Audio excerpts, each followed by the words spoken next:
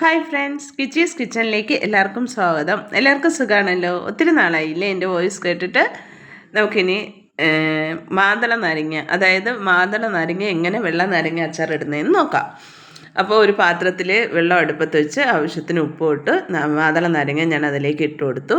ഇത് അങ്ങോട്ടും ഇങ്ങോട്ടും മറിച്ചിട്ട് നല്ലതുപോലെ ഈ നാരങ്ങയെ വാട്ടിയെടുക്കണം. ഈ വീഡിയോ കാണുന്നവർ ദയവായി ലൈക്ക് സബ്സ്ക്രൈബും തരിക കേട്ടോ, എന്നെ സപ്പോർട്ടും ചെയ്യുക. പിന്നെ നന്നായി മറിച്ചിട്ട് ഈ മാതള നാരങ്ങ നല്ലതുപോലെ ഒന്ന് വാട്ടിയെടുക്കണം. വേവിച്ച് തൊലി പൊട്ടിക്കരുത്, തൊലി പൊട്ടിയാൽ അത് കയ്ക്കും. ഇനി അത് കോരി മാറ്റി വെച്ച് തണുക്കട്ടെ. ഇനി നമുക്ക് കുറച്ച് കടുക് വറുത്തെടുക്കേണ്ടതുണ്ട്. ഞാനൊരു പാൻ അടുപ്പത്ത് വെച്ച് അതിലേക്ക് 2 ടേബിൾ സ്പൂൺ കടുക് ഇടുന്നുണ്ട്. വറുത്ത ഉലുവ ഉള്ളവരാണെങ്കിൽ ഉലുവ വറക്കണ്ട. ഉലുവ ഇല്ലാത്തവരാണെങ്കിൽ കടുകിൻ്റെ ഒപ്പവും 2 ടേബിൾ സ്പൂൺ ഉലുവയും കൂടെ ഇട്ട് ഒപ്പം മൂപ്പിച്ചെടുക്കണം.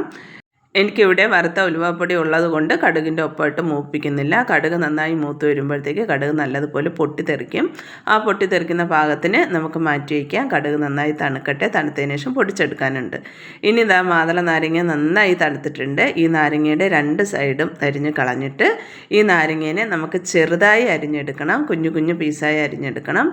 അപ്പോൾ അരിഞ്ഞെടുക്കുമ്പോൾ നിങ്ങൾ പ്രത്യേകം ശ്രദ്ധിക്കേണ്ടത്, ഒരു കുഞ്ഞു കുരുവോ ചെറിയൊരു പൊട്ടിയ പീസിൻ്റെ കുരുവോ ഈ അച്ചാറിൽ വീഴാൻ പാടില്ല. വീണാൽ അത് എന്തൊക്കെ നമ്മൾ പഞ്ചസാരയോ ശർക്കരയോ എന്തൊക്കെ ഇട്ടെന്ന് പറഞ്ഞാലും അത് കയ്ക്കും. അപ്പോൾ അത് ശ്രദ്ധിക്കുക. കുരു ഒരു ചെറിയ കുഞ്ഞു പീസ് പോലും വരാൻ പാടില്ല. അങ്ങനെ നന്നായി ശ്രദ്ധിച്ച് ചെറിയ ചെറിയ കഷ്ണങ്ങളായി അരിഞ്ഞെടുക്കുക. ഞാൻ എന്താ ഇവിടെ ഇങ്ങനെ അരിഞ്ഞ് ഇതിൻ്റെ കുരുവെല്ലാം, ഇതിൽ ആ വെള്ള തോടില്ലേ, ആ കാണുന്ന കുഞ്ഞു കുഞ്ഞു തോടുകൾ, ഇതാ ഞാൻ ഇപ്പോൾ അരിഞ്ഞ് കളയുന്നത്. ഇത് കിടന്നാലും സാരമില്ല കേട്ടോ, കയ്ക്കൊന്നുമില്ല. പക്ഷെ കുരു വരാതിരിക്കാൻ ശ്രദ്ധിക്കണം കേട്ടോ.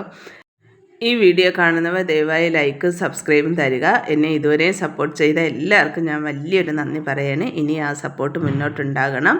ഞാൻ എന്താ ഇവിടെ നല്ല ചെറുതായിട്ട് അരിഞ്ഞ് മാറ്റി വയ്ക്കുകയാണ്. എല്ലാ മാതള നാരങ്ങ അരിഞ്ഞിട്ട് കാണാം. ഇതാ ഞാനിവിടെ നാരങ്ങ നല്ല ചെറുതായിട്ട് അരിഞ്ഞു വെച്ചിട്ടുണ്ട്.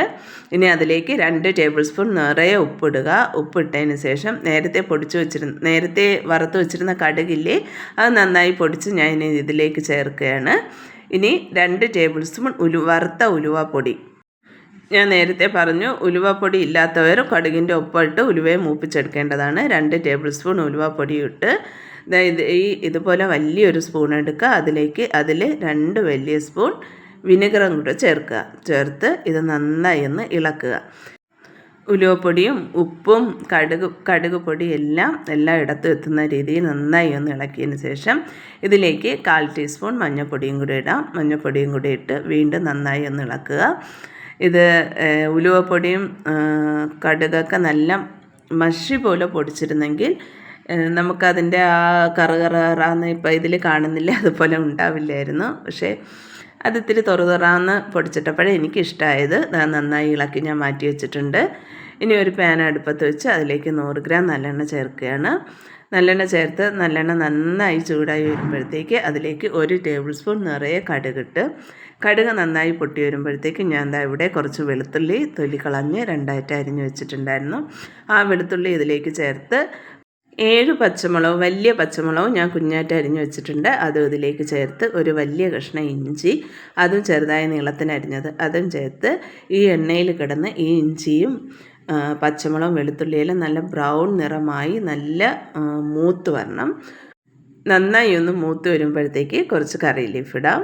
കറി ലീഫ് നന്നായി ഒന്ന് മൂത്ത് വരുമ്പോൾ നേരത്തെ നമ്മൾ നാരങ്ങയിൽ ഉലുവയും ഉപ്പൊക്കെ ഇട്ട് മാറ്റി വെച്ചിരുന്നില്ലേ, അത് ഇതിലേക്ക് തട്ടി ഈ ഇഞ്ചിയും വെളുത്തുള്ളി എണ്ണയെല്ലാം അതിൽ മിക്സായി വരുന്ന രീതിയിൽ നന്നായി ഒന്ന് വഴറ്റിയതിന് ശേഷം ഇതിലേക്ക് 1 ടേബിൾ സ്പൂൺ പഞ്ചസാര ഇടുക. എൻ്റെ ഇവിടെ പഞ്ചസാരയാണ് ഉണ്ടായിരുന്നത്. ശർക്കര ഉള്ളവരാണെങ്കിൽ അതിട്ടാലും മതി. അപ്പോൾ ഇതിൻ്റെ പുളിപ്പും ഉപ്പും ഒക്കെ നന്നായി ഒന്ന് ബാലൻസ് ചെയ്തിട്ടും ആ പഞ്ചസാര ഇട്ട് നന്നായി ഒന്ന് ഇളക്കി ചെറുതായി ഒന്ന് ചൂടാക്കി എടുക്കുമ്പോഴത്തേക്ക് അടിപൊളി വെള്ള നാരങ്ങ അച്ചാർ തയ്യാറാണ്. ഞാൻ വെള്ള നാരങ്ങ അച്ചാറെന്ന് പേരിട്ടെങ്കിൽ ഇത് ചെറുതായി ഒന്ന് കറുത്തിരിക്കുന്നില്ല. ഞാൻ പറഞ്ഞില്ലേ, ഉലുവയും കടുകൊക്കെ നല്ല മഷി പോലെ അരച്ചെടുത്താൽ നല്ല ഒരു മഞ്ഞ കളറിൽ ഈ അച്ചാർ ഉണ്ടാവും. പക്ഷേ അത് ഞാൻ ഇച്ചിരി തരിയാന്ന് അരച്ചെടുത്തത് കൊണ്ടാണ് ഇങ്ങനെ ഒരു കളർ ഇതിലിരിക്കുന്നത്. പക്ഷേ സൂപ്പർ ടേസ്റ്റാണ്.